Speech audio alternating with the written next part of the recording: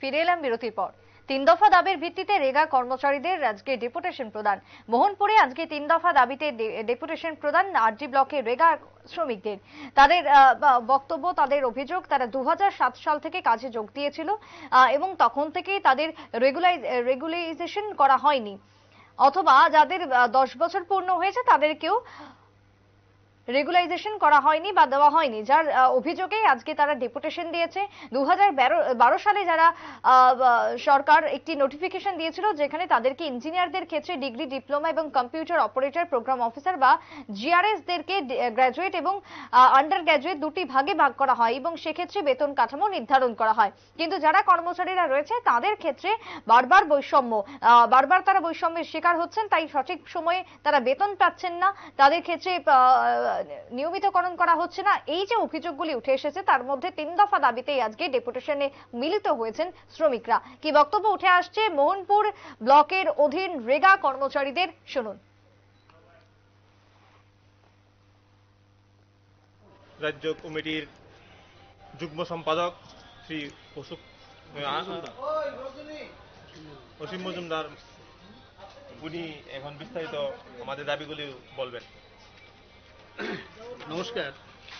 প্রথমে আমি আমাদের রাজ্য কমিটির পক্ষ থেকে, এমজিএনআরজি রাজ্য কমিটির পক্ষ থেকে সকল সাংবাদিক বন্ধুদেরকে আন্তরিক অভিনন্দন এবং শুভেচ্ছা জানাই।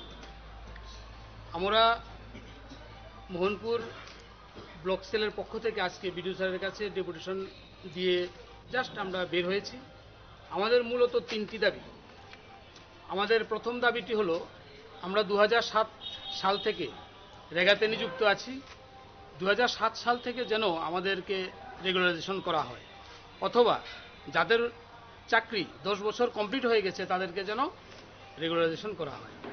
দ্বিতীয় মুখ্য দাবি হলো, 2012 সালে ডিসেম্বর মাসে 6 তারিখ একটা নোটিফিকেশন বের হয়েছিল যে আমাদের যারা ডিগ্রি এবং ডিপ্লোমা এবং গ্রাজুয়েট, আন্ডার গ্রাজুয়েট, যারা ইঞ্জিনিয়ার ছিল তাদেরকে ডিগ্রি, ডিপ্লোমাতে ভাগ করা হয়েছে এবং GRS, computer operator, program assistant যারা ছিলেন তাদেরকে গ্রাজুয়েট এবং আন্ডার গ্রাজুয়েটে ভাগ করা হয়েছিল।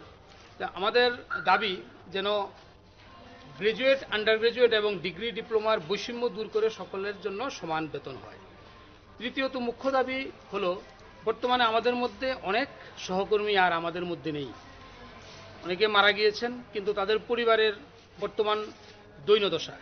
তো সেই দৈন্যদশা থেকে মুক্তি পাওয়ার জন্য আমাদের মুখ্য দাবি হলো যেন তাদের পরিবারের কাউকে, একজন সদস্যকে আবার রেগাতে বা অন্যান্য সরকারি কাজে নিযুক্ত করানোর জন্য।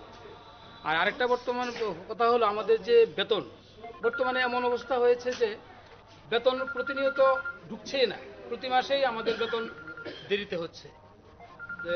আমরা কিছুদিন আগে আমাদের আরডি সেক্রেটারি স্যারের কাছে আমরা ডেপুটেশন দিয়েছিলাম।